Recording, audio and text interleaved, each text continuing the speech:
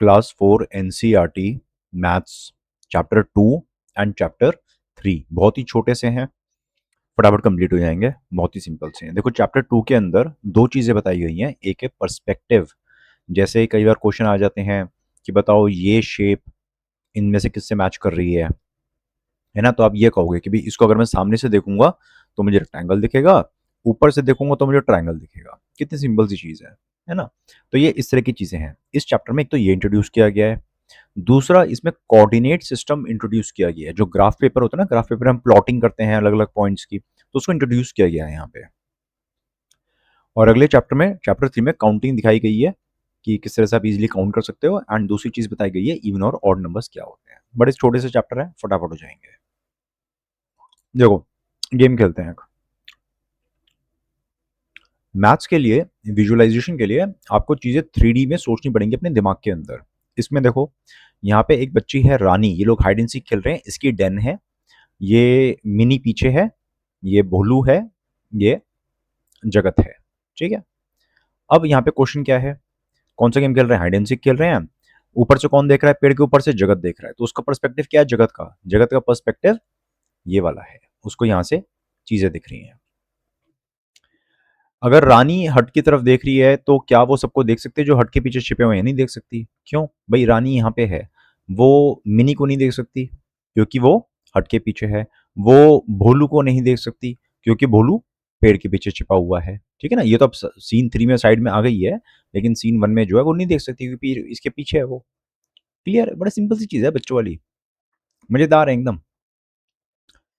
Scene 4 में क्या mini सब बच्चों को देख सकती है, सीन 4 में, सीन 4 कौन सा है, ये है, ये मिनी है, क्या ये सब बच्चों को देख सकती है, नहीं, क्योंकि ये पीछे से आई है।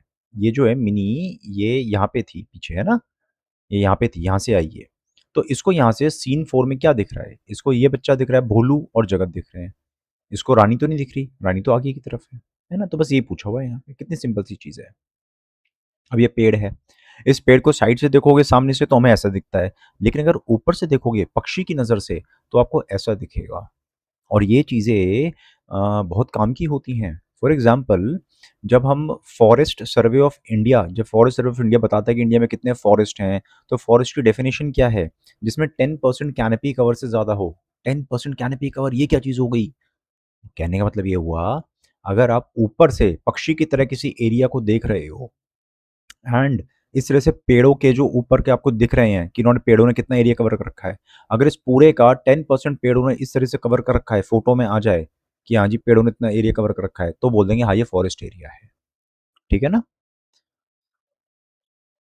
तो ये काफी काम की चीजें होती हैं। अब ये ईंट है, इस ईंट को अगर ऊपर से देखोगे तो आपको ऐसा दिखेगा, सामने खड़े होगा यहाँ पे, ये आप खड़े हो तो आपको क्या दिखेगा, रेक्टेंगल दिखेगा, ऐसे लंबा सा, है ना। और अगर साइड से देखोगे तो ऐसे दिखेगा, ये भी रेक्टेंगल है लेकिन छोटा रेक्टेंगल है। ठीक है ना, यहाँ से अगर देखोगे तो बस व्यूज की बात है, अपना अपना नजरिया होता है चीजों को देखने का। चलो ये देखो, ये क्या है, ये फ्रंट व्यू है, ये भी फ्रंट व्यू है, लेकिन ये चप्पल का क्या है, ये टॉप व्यू है।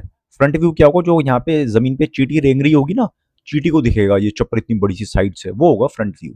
ये चप्पल का टॉप व्यू है। ठीक है। ये बस का क्या है, रियर व्यू, बैक व्यू, पीछे से बस ऐसी दिखती है। ये चाय है, चाय का कप, ये ऊपर से है टॉप व्यू। ये चेयर का साइड व्यू है, साइड से देख रहे हैं हम चेयर को। ये मेरे ख्याल से वज़न है, जो बाज़ार में कोई सब्ज़ी खरीदने जाते हैं तो वो तराजू पे जो रखता है, भट्टा रखता है, मेरे ख्याल से वो है ये, ठीक है ना? तो ये टॉप व्यू हो गया। ये कुकर की लिड है, ऊपर से देख रहे हैं हम उसको, टॉप व्यू हो गया। हेलमेट को हम साइड से देख रहे हैं। ठीक, आसान सा है। ये वाले बताओ, इसमें क्या है कि साइड से देखेंगे तो मुझे स्क्वायर दिख रहे हैं, ऊपर से देखूँगा तो भी स्क्वायर दिखेगा, यानी कहीं से भी देख लो हर जगह से स्क्वायर दिखेगा। ऐसी कौन-सी चीज़ होती है? क्यूब। क्यूब को कहीं से देखो स्क्वायर ही दिखता है हमेशा, है ना? और इसको देखो, अगर हम यहाँ पे खड़े हो गए तो हमें सामने सामने से क्या दिख रहा है, फ्रंट से, फ्रंट से रेक्टेंगल दिख रहा है हमें, फ्रंट व्यू। और टॉप से देखेंगे तो हमें ट्रायंगल दिखेगा। ठीक है। और ये देखो, ये क्या है, पिरामिड, क्योंकि सारे पॉइंट ऊपर एक जगह मिल रहे हैं इसके, है ना। तो अगर हम सामने से यहाँ पे खड़े हुए हैं, हम ये हम खड़े हुए हैं, हम इसको देख रहे हैं यहाँ से, तो हमें तो एक ट्रायंगल दिख रहा है इस तरीके से, फ्रंट व्यू ट्रायंगल। और अगर उसको ऊपर से देखेंगे तो कैसा दिखेगा, तो हमें बेस दिखाई देगा, वो भी ट्रायंगुलर है लेकिन बीच में एक चोटी होगी जो हर तरफ जा रही है ना, ये बीच की चोटी हो गई जो हर तरफ जा रही है। ये टॉप व्यू हो गया, आसान सा है। अब ऐसे ही इसको इमेजिन करो, पता है अपनी इमेजिनेशन को जितना स्ट्रॉन्ग करोगे ना, उतनी बड़ी बड़ी चीजें सोच पाओगे। अब ये आपको समझ में आ रहा है ये क्या रखा हुआ है, एक किसी बच्चे ने मैच स्टिक बॉक्सेस को रखा है। कितने बॉक्सेस हैं, एक, दो, तीन, चार, पाँच, छः। छः दिख रहे हैं आपको। लेकिन अगर आप इसको ऊपर से देखोगे सुपरमैन की नजर से, तो क्या दिखेगा, क्या आपको छः दिखेंगे, एक, दो, तीन, चार, पाँच, पाँच दिखेंगे। क्योंकि ये दो है ना, ये दो मंजिला इमारत है ना। तो यहाँ पे ये इसके नीचे दबा हुआ है। ठीक है। अगर आप इसको सामने से देखोगे, ये जो जैसे माचिस जल रही है, तो कितने देखेंगे, एक, दो, तीन, चार। जब हम सामने से देखेंगे तो हमें ये वाला डब्बा नहीं दिख रहा, ये वाला डब्बा नहीं दिख रहा, इनका सिर्फ साइड की चीजें दिख रही हैं। और अगर पीछे से देखेंगे तो हमें ये चीजें दिखेंगी। ठीक है, तो भी चार दिखेंगे। हम्म। अब हम बात करेंगे कोऑर्डिनेट सिस्टम की। यहाँ पे कोऑर्डिनेट सिस्टम जो ग्राफ पेपर में होता है वो सिखाया गया है कि अगर बिल्ली यहाँ पे है तो बिल्ली को ये बंदा लोकेट करना है, तो कैसे लोकेट करेगी। बिल्ली ने कहा, बिल्ली समझदार है, उसने कहा कि थर्ड डेस्क पे है, फर्स्ट फर्स्ट रो में। बिल्ली ने कहा कि जो मेरा जगत भैया है फर्स्ट रो में, ये पहली रो है टीचर के हिसाब से अगर देखोगे तो, ये सेकंड रो, ये थर्ड रो। इसमें क्योंकि बिल्ली यहाँ पे है तो इसको फर्स्ट फर्स्ट बोलेगी वो। ठीक है ना। और ये सेकंड हो गया, ये थर्ड लाइन हो गई, थर्ड डेस्क, तो ये थर्ड डेस्क हो गया क्योंकि बिल्ली अपने नजर से देख रही है। तो बिल्ली के लिए पहला है, ये दूसरा है, ये तीसरा है। इसलिए यहाँ पे लिखा है कि बिल्ली उसको देखती है थर्ड डेस्क में, फर्स्ट रो में। इसको मार्क करना है, हमने यहाँ पे मार्क कर दिया इसको। फिर यहाँ पे क्या दिया हुआ है, बच्चों ऐसी एक्सरसाइज लग रही है आपको, बोर मत हो यार, आसान है, मजा आ रहा है इसमें, मुझे तो मजा आ रहा है पढ़ने में। Describe the position of the blue bag. Blue bag कहाँ पे है, एक तो फर्स्ट रो में है, और बिल्ली की नजर से देखोगे तो ये पहले कॉलम हो गया, है ना। तो first desk in the first row. ठीक। मिडिल में क्या है, सेकंड रो में, मिडिल डेस्क में सेकंड रो, पहली रो दूसरी रो, ये दूसरी रो में मिडिल वाला डेस्क कौन सा, ये पहला डेस्क, ये दूसरा, ये तीसरा। तो मिडिल डेस्क पे क्या है, लाल रंग की बोतल है, रेड बॉटल। नोटबुक कहाँ पे है, नोटबुक कहाँ पे है बताओ, first second third, third row में, एक, दो, तीन, दूसरे डेस्क पे, थर्ड रो में, दूसरे डेस्क पे, थर्ड रो में, दूसरे डेस्क पे, मिडिल डेस्क पे या सेकंड डेस्क पे। एप्पल बनाना है third desk of second row, second row, इसमें थर्ड डेस्क, बिल्ली की तरफ से जा रहे हो तो पहला, दूसरा, तीसरा, थर्ड डेस्क, यहाँ पे एप्पल बना दो, एप्पल बना दिया है। कोऑर्डिनेट सिस्टम समझ गए, ये चीज होती है।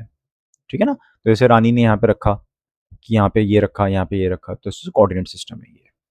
तो बस यहाँ पे लिखा गया है कि कहाँ पे आपको क्या ड्रॉ करना है, यहाँ पे पेंसिल लिख दो, यहाँ पे बॉटल लिख दो, इस तरीके से।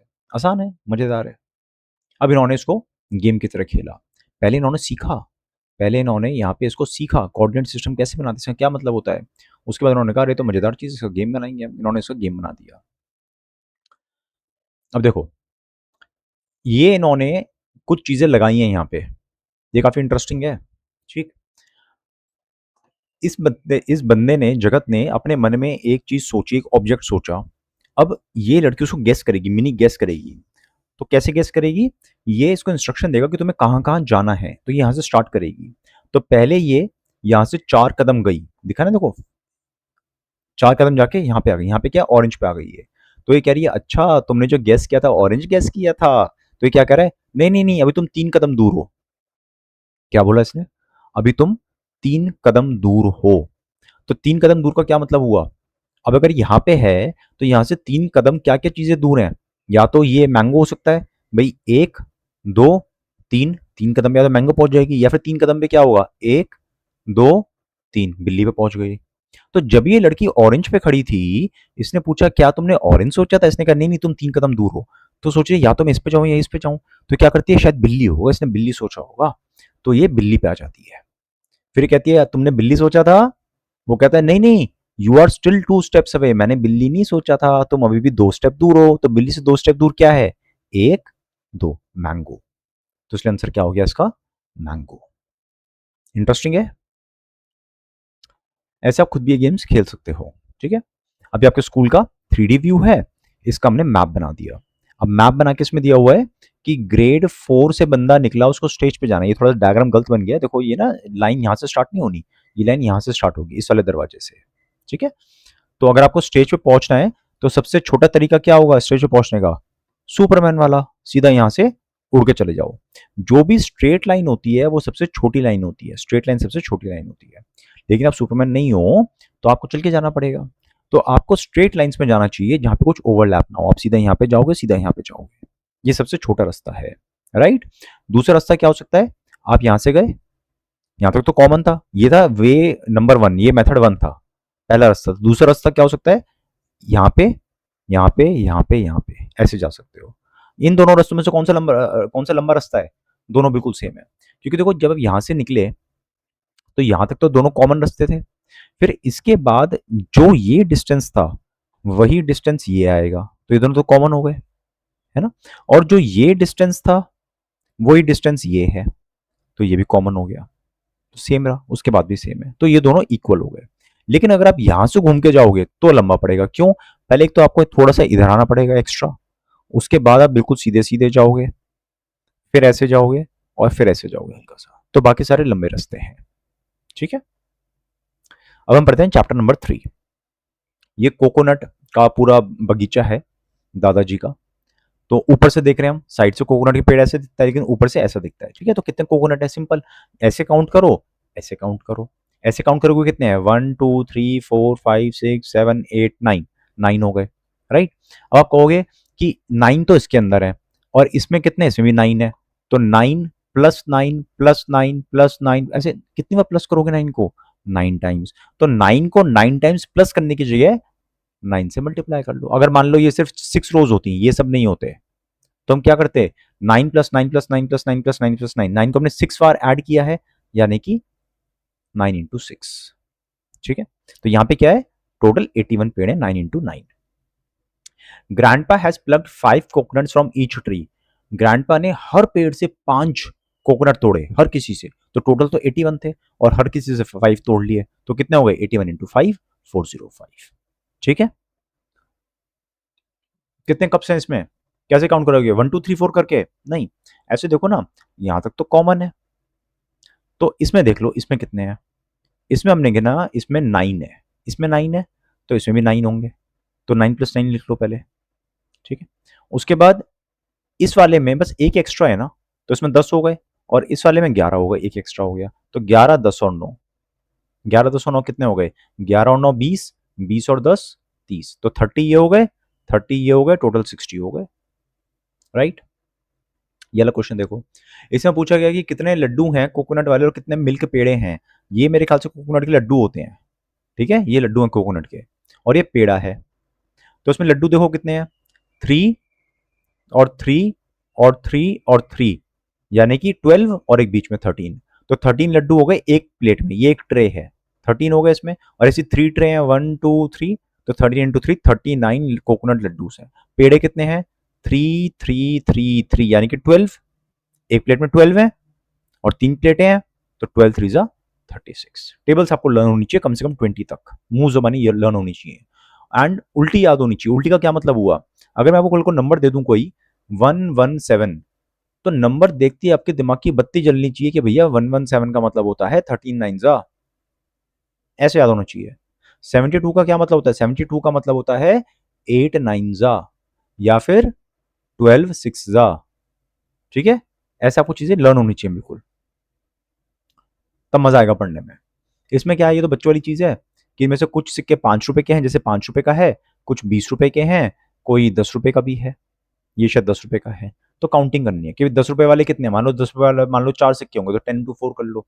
5 रुपए वाले सपोज 3 होंगे तो 5 इंटू 3 कर लो। ऐसे जितने भी होंगे उस हिसाब से कैलकुलेट कर लो, ये तो आसान से आप खुद कर सकते हो उसको। इंटेलिजेंट हो आप, इसलिए छोड़ रहा हूँ मैं, खुद कर लेना। ऑड और इवन, ऑड और इवन आपको पता ना क्या होता है? भाई जैसे मान लो आपके पास दो शरारती बच्चे हैं।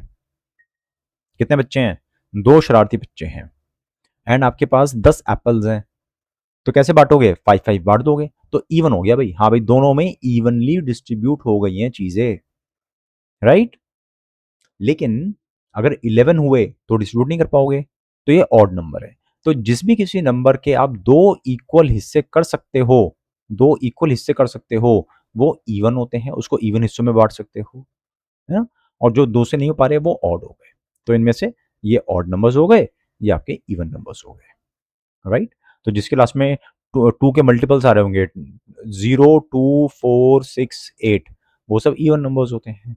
नंबर लाइन में सारे के सारे अल्टरनेट नंबर्स इवन होते हैं और सारे के सारे बाकी कॉन्जुगेटिव अल्टरनेट नंबर्स आपके इवन ऑड हो जाएंगे।